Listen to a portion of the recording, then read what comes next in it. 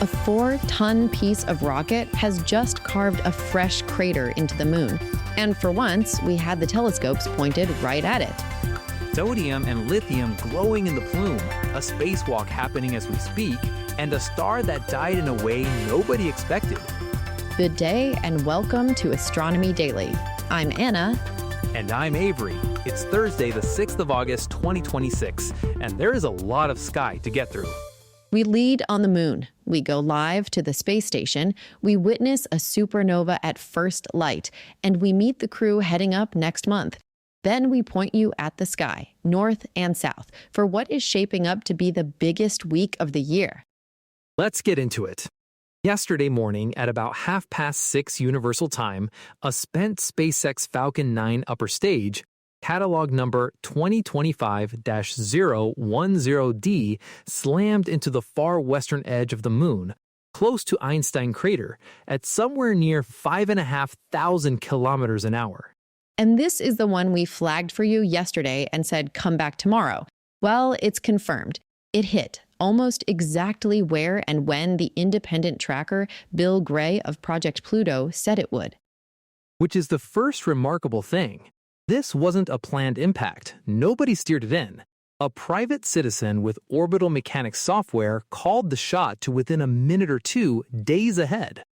So where did this thing come from? Rewind to January 2025. A Falcon 9 lifts off carrying 2 commercial moon landers, Firefly's Blue Ghost, which went on to make the first fully successful commercial soft landing that March, and iSpace's Resilience lander. The upper stage does its job, flings both landers onto a lunar trajectory, and then it's just left there, out of fuel, adrift in that messy gravitational neighborhood between the Earth and the Moon. And here's the physics that traps it, because it surprised me. For a normal mission close to Earth, you nudge the stage down and it burns up in the atmosphere. Cheap, tidy. But a stage that's already been flung toward the moon would need almost as much fuel to come home safely as it took to get out there in the first place. And that fuel is long gone. So it drifts for 18 months until a mixture of solar activity and plain old gravity bends its path just enough to put it on a collision course. Now, normally, that's the end of the story. A dead rocket hits the moon, nobody sees it, we all move on. But this time, astronomers turned it into an experiment. This is the part I love. The European Southern Observatory pointed its very large telescope in Chile at the impact site, and it caught the flash chemically. In the plume thrown up by the collision, the telescope detected glowing sodium and lithium for something like 5 to 10 minutes afterward. And the two elements tell two different stories. The sodium almost certainly came from the lunar soil itself, vaporized on impact, but the lithium, that most likely came from the rocket. So the telescope is effectively reading the wreck's chemistry from 400,000 kilometers away. You're watching a rocket cremate itself into the moon and picking out the ingredients in the smoke. And then NASA steps in for the long game. Their Lunar Reconnaissance Orbiter had already photographed this patch of ground before the impact, a clean before shot. And over the coming weeks, it'll go back and photograph the fresh crater, maybe 20 meters across, for the after. Which gives scientists something they almost never get, a known object of known mass hitting at known speed in known spot with pictures of the ground before and after. And that matters well beyond this one rock. Engineers have computer models that predict how a hollow, human-made object deforms the ground when it hits. Up to now, those models have been mostly untested against a real, measured impact. This is the calibration.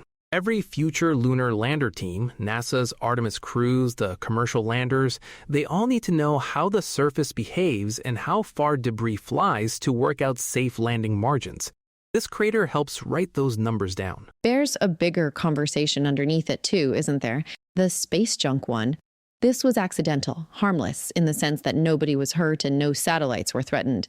But it's a reminder that we are now leaving hardware scattered through the whole Earth-Moon system. It even nudges into space law and, believe it or not, space archaeology, how we treat what we leave up there. But for today, the headline is the good news version. A piece of junk became a free science experiment, and the observatories were ready. A rocket that delivered 2 landers to the moon 18 months ago finally arrived itself, the hard way, right on schedule. From the moon back to low Earth orbit, because as we speak, 2 astronauts are outside the International Space Station. This is US Spacewalk 96. NASA's Jessica Meir, the station commander, and Anil Menon went out the hatch this morning around 8:35 Eastern in the United States for a spacewalk expected to run about 6.5 hours, streaming live on NASA Plus as we go to air. And the job is genuinely important, if not glamorous. They're modifying one of the station's power channels so it can accept a new rollout solar array later this year, which is the station investing in itself for its final act. The ISS is now slated for a controlled deorbit around 2030, and these power upgrades keep it healthy and productive right to the end. Now, the human story here is lovely. For Anil Menon, this is his very first spacewalk. And his path here is remarkable. He's a physician, an emergency medicine doctor who was a first responder after the earthquakes in Haiti and in Nepal. He was also SpaceX's very first flight surgeon before he joined NASA's astronaut class, the person who signed off that crews were medically fit to fly. And he only arrived at the station a few weeks ago on a Soyuz in mid-July. And there's a nice family footnote. His wife, Anna Menon, flew on the Polaris Dawn mission back in 2024, the flight that carried out the first commercial spacewalk. So spaceflight really is the family business. We'll keep an eye on how the EVA wraps up. And there are 2 more of these spacewalks coming this month, on the 13th and the 25th. Now to something that only happens if you're very quick and a little lucky. Astronomers have caught a massive star at the very first instant of its death. This dropped today, 2 research teams publishing together. And it starts back in March when China's Einstein probe, an X-ray telescope, spotted a brief flash of soft X-rays from a galaxy about 500 million light-years away. Within the hour, telescopes on the ground swung around to look and watched a supernova rapidly brighten. It's now cataloged as SN 2026GZF. And that opening X-ray flash has a name, the shock breakout. Picture the core of a giant star collapsing. That launches a shock wave that tears outward through the star, and the breakout is the instant that wave finally bursts through the surface. First light, the starting gun. And it's fiendishly hard to catch. It lasts seconds to hours, and in 20 years, astronomers have only clearly bagged a couple in X-rays.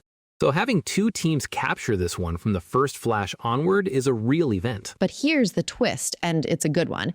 This was a particular kind of supernova, a broad-lined Type 1c.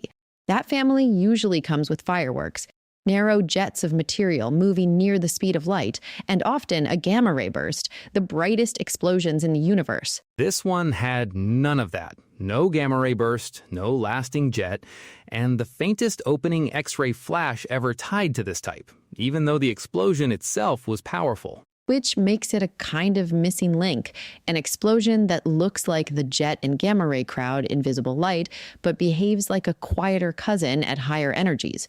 It hints there's more than one way for a massive star to go. And a nice detail for the telescope nerds among us, the follow-up leaned on the big U.S. survey facilities, including the brand new Vera Rubin Observatory. Exactly the kind of fast, all-sky work these observatories were built for. For our next story, let's head back to the ISS. Let's meet the crew heading up next. NASA and SpaceX are now targeting the 12th of September for Crew-13, flying up on the Dragon capsule named Grace. Or aboard. Commander Jessica Watkins of NASA, a geologist, and this is a milestone for her. She becomes the first NASA astronaut to fly on Dragon twice. Alongside her, pilot Luke Delaney, a former naval aviator, and this will be his first trip to space. Then Joshua Kutrick of the Canadian Space Agency, a fighter pilot, and Sergey Teteryatnikov of Roscosmos, a former submariner, both also flying for the very first time. It's a 180-day stay, and it's worth noting the mission was actually moved earlier, from November into September, as NASA pushes to lift its launch cadence across the board. And for our North American listeners, one very on-brand detail from the briefing, when the crew rolls out to the pad, they'll be riding in Cybertrucks. Only in this era of spaceflight. We'll bring you the launch when it's locked. And that brings us to the sky, because next Wednesday, the 12th of August, is the biggest sky-watching day of the year, and it deserves a proper look for both halves of the planet. Two headline events land almost together. First, a total solar eclipse. The moon's shadow sweeps down over the Arctic, across eastern Greenland and western Iceland, and then across northern Spain and a corner of Portugal. That narrow path of totality is the only place the sun goes fully dark, up to 2 minutes and 18 seconds of it. It's the first total eclipse over mainland Europe since 1999. Now, for our audience in North America, you are not in the path of totality, but much of the north gets a partial eclipse, and here are your details. It runs across the afternoon of the 12th. The deepest bite in the lower 48 is up in northern Maine, around 29% of the sun covered, near Presque Isle just after 2 p.m. Eastern. New York sees a modest partial, roughly 9%, starting near 1:07 in the afternoon Eastern Time. Boston, about 16%, Bangor, around 24%. Head into Canada, and it grows. Montreal, near 18%, and St. John's in Newfoundland, over half the sun covered. West of the Great Lakes, though, Chicago and beyond, it fades to essentially nothing. And if you're not in the partial zone at all, NASA streams the whole thing live from 1:15 p.m. Eastern. And this is the line we never cut. A partial eclipse is never safe to look at with the naked eye. You must use certified eclipse glasses or a safe solar filter that meets the ISO 12312-2 standard every moment the sun is even partly uncovered. A 99% covered sun can still burn your eyes. Only inside the path of totality and only during those brief seconds of total darkness can you look unaided. The second headline is a gift to the whole planet. Though it leans north, the Perseid meteor shower peaks the same night, the 12th into the 13th, and this year it peaks under a new moon. No moonlight to wash them out. Dark, perfect skies. For the northern hemisphere, that could mean up to 100 meteors an hour from a dark site. Now, honestly, southern friends, the Perseids are a northern shower. The point they radiate from barely clears our horizon, so we see very few. I won't oversell it. So, what does the southern hemisphere get? Quite a lot, actually. Look before dawn and there's a planet parade strung along the sky. Saturn is superb right now, riding high and heading towards opposition. Mars is up there too, with Mercury low, and Uranus and Neptune for those with binoculars and a telescope. And Venus is the jewel of the evening, brilliant in the western twilight after sunset, and actually better placed for us in the south than for far northern viewers. Add the winter Milky Way overhead here in Australia, Scorpius and Sagittarius blazing, and it's a glorious few weeks of stargazing. And one to circle for the Americas especially, north and south. On the 28th of August, a deep partial lunar eclipse with 96% of the moon sliding into Earth's shadow. Very nearly a total blood moon, and it favors the whole of the Americas. So wherever you are, get outside this week. And that's the show for today. A rocket arrived at the moon, a star showed us its first light, and there are astronauts outside the station as you listen. Full links and sources are in your show notes and over at astronomydaily.io. And you can find us anywhere you get your podcasts and on socials at Astro Daily Pod. We're back tomorrow.